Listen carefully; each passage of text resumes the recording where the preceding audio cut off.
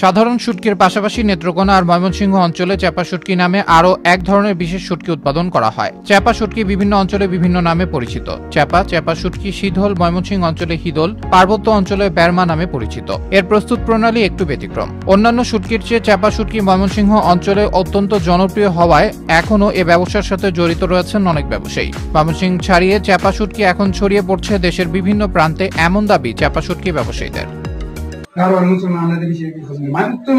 বিখ্যাত ভালো মানুষ মানে বিখ্যাত চাপ মানে আরো বেশি সিনেমার চাপা বলুন সবচেয়ে আরো বেশি চাপা নিয়ে খালি শুধু ময়মনসিংহ মানুষের চাপা খাইতো, আর এখন সারা দেশের মানুষ চাপা চাপা পছন্দ করে, তারা খুব চাপা ভালোবাসে।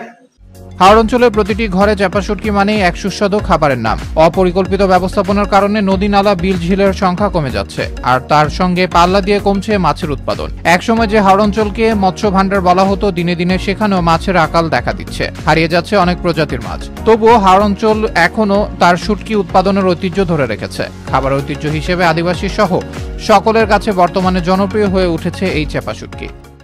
সুস্বাদু খাবার, এটা মাঝে মাঝে আমরা কিনি এবং বেশিরভাগ আমার সেটা পছন্দ করি। গারোরাই বেশি নেয়, মুসলমানও নেয় বেশি, ময়মনসিংহের মানুষ চেপাই খায় বেশি।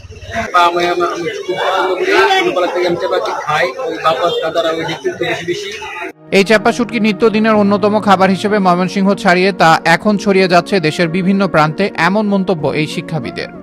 এই চ্যাপা শুটকি ভর্তা বা ভুনা হইলে পরে আর অন্য কিছু না হইলেও চলে।